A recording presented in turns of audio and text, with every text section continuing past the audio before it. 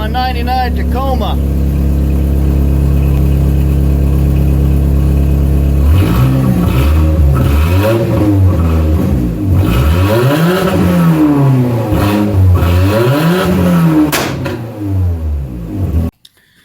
Alrighty guys, I thought today would be a good idea, good idea to show you guys my 99 Tacoma and go over the flatbed that I built for it. So I got this truck with just a plywood bed of sorts on the back, and then on the way on the trailer we broke the back bumper, so that bumper there was built from the scraps for this.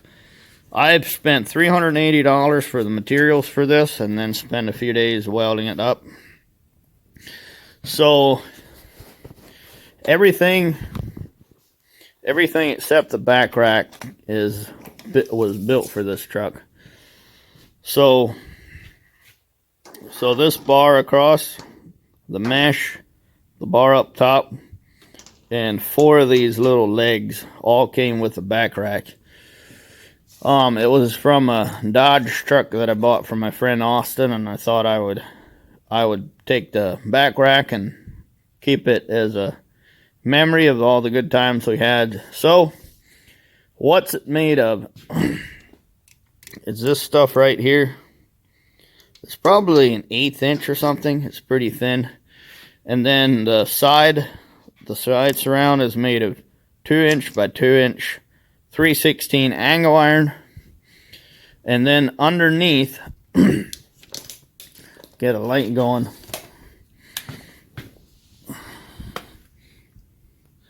Then underneath we have 1.5 by 1.5 angle iron spaced at 12 inches. Turned upward for rigidity. When I built it, I wasn't really sure if I wanted to go the normal way with the angle iron or to flip it on its back like that. And I thought I'd do it on its back just to triangulate it, try and make it a little bit stronger.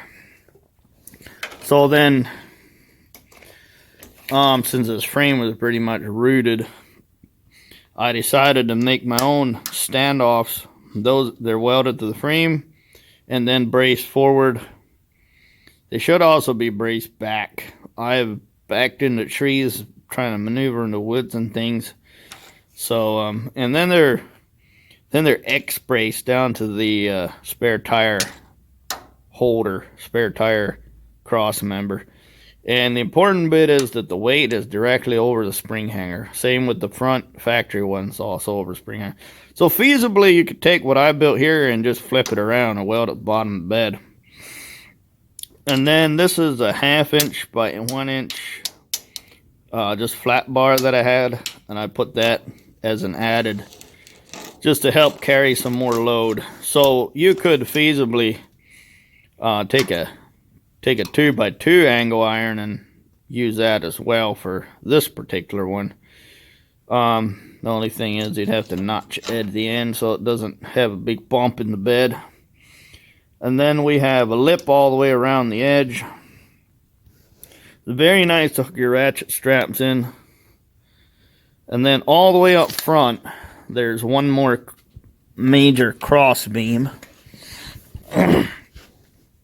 And that is some leftover 2 by 2 angle. And then I had some old wood blocks, and I just took the chainsaw and cut a slot in it and drilled all the way through.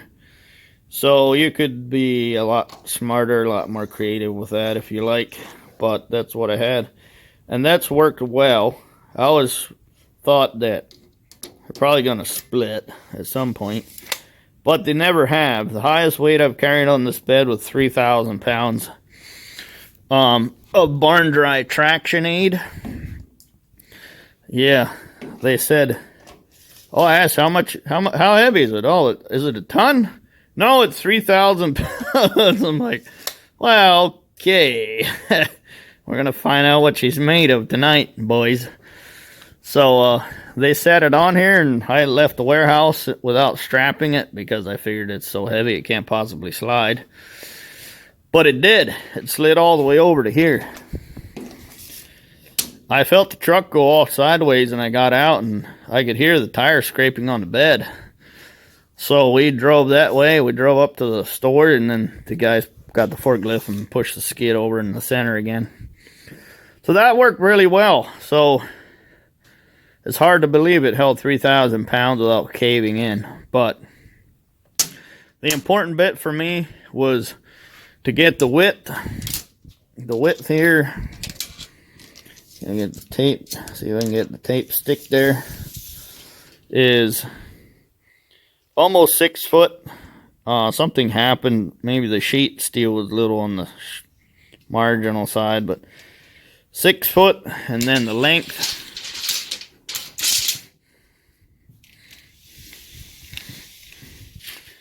The length is 84 inches or 7 foot. So, and then to see past the bed, I added the mirrors. So let's go up here by the mirrors and take a look at the bed. See what it looks like as far as protrusion. You see I got a little bit of protrusion, but it lines up with the tire fairly well. So actually it's about as wide as the tires are. So the purpose of this bed was obviously to have a bed, and then I wanted it to be wide enough for snowmobiles, lawn tractors, lawn mowers. You can put 2 lawnmowers side by side on here, no problem. I've had a Trail Boss 4-wheeler on here, a little Honda 180cc 3-wheeler, and a Yamaha PW80 loaded across the back. The tires were right on the middle and right on the middle. And then we went trail riding. It was a blast. So this summer, I finally got around to, I painted it 1 year, and the paint wore off all over summer because of all the use, all the work we put it through. So this spring, I think it was, I went ahead and finally got the bed linering it. And now we have this quartz bed liner stuff. So now we have big peely places where it's all peeled off. But if you take the flakes and flip them around, they're rusty on the back. So I'm thinking, I know it's a very brittle and hard for a bed liner, but I wouldn't pick it again, I don't think. But to be fair, I think it's lifting the rust, not necessarily. So I've been welding off the back of here all summer and sliding my welder in and out all day, and my boxes of tools, and throwing stuff on here. And I think, yeah, well, I had a dumpster. I had a little dumpster fall on the truck, but that was up there in the front corner.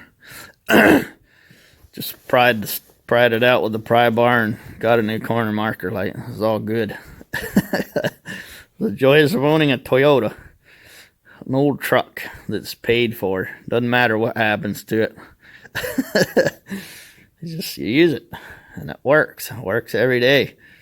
I put all summer long, I've been putting, for 6 months now, I've been putting about 100 miles a day on it for a large portion of the 6 months. So, and it's been a good truck. It's been having a rear end failure for over a year, and it just won't fail. It just keeps draining out more metal and more metal. I don't know what the deal is on that. I had it apart to change the axle bearings and then just put it together. So I didn't mess with the lash or anything. So I don't know what's up. So the exhaust there, when I lived on the farm where I built this, they had that in the shop, and I asked one of the boys if I could have it, and he gave it to me. So I figured I'd have it incorporated one way or another, so I did that. And then it came with a thrush muffler, a cheap one, so I stuck that into the system and made the sketchy exhaust. I almost went over the frame, but I'm like, we'll just make this thing work. That's all that really matters. The minimal amount of bends possible is always a good thing, so we did it that way, and it ain't fancy, but it works. So as far as this bed, why don't I have side skirts and stuff? Well, I was actually going to make side skirts. I wanted to have toolboxes and stuff front and back of the tire, and have like I was going to take some sheet and roll it underneath, kind of follow the edge of the cab and make it look pretty. But once I got this truck going and on the road, I realized that the little 2.7 liter doesn't have any extra power, especially with the automatic. So in the end, I believe it's the best to just leave it the way it is, because everything here works.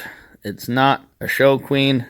It's a rusted out old truck. And in the end of the day, I need it to work. And the way it is now, it works very well. I'm glad not to have an aluminum flatbed. If I had to redo it, I think I'd go perforated steel. Just use mesh, and then maybe do more stuff on the side to make it look pretty. But no, that's the story. That's the story on it. And I haven't had to go back and change anything. Haven't broken any welds or anything like that. So I'm happy to leave it the way it is. I like the way it looks with the bed liner. I'm really happy with it overall.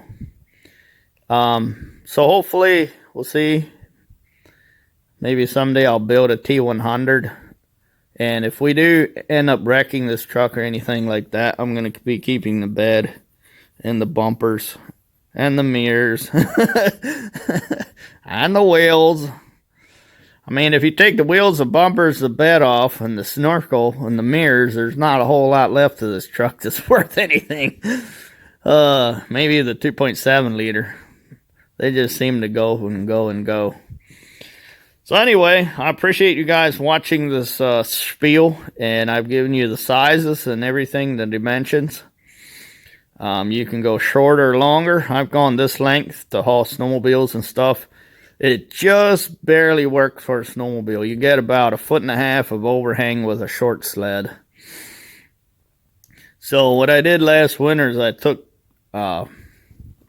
these boards here and put some bed liner strips on the back, and then I built a big ramp that went up over the back of the cab. So I would take my snowmobile and just run it right up over the back. The back of the track would end up somewhere right in here. There's some pretty deep gouges cut into the bed from the studs. I'd run it right up onto the back, cinch it down, and away we roll. You just didn't want to take any turns. You can't turn very sharp. You couldn't turn much. You'd have to slow down and take your turn. I mean, that all goes well when driving on snow and ice anyway, so. But no, now we got a snowmobile trailer and all this and that, so we don't have to do that anymore, which is good. Alrighty, guys, I think that's it. That's all I've got to say. We can take a walk side to side one more time, take a look at everything. We got little gussets, leftover stuff, and then there's round holes in the corner there to wash everything up front and wash it off. So that's really it. Workbench with a vise. Oh, it's nice and tall too. One more thing I guess I show you guys is, so as far as how high off of the truck I wanted it to be, how far off the tire, this ends up being about 7 inches.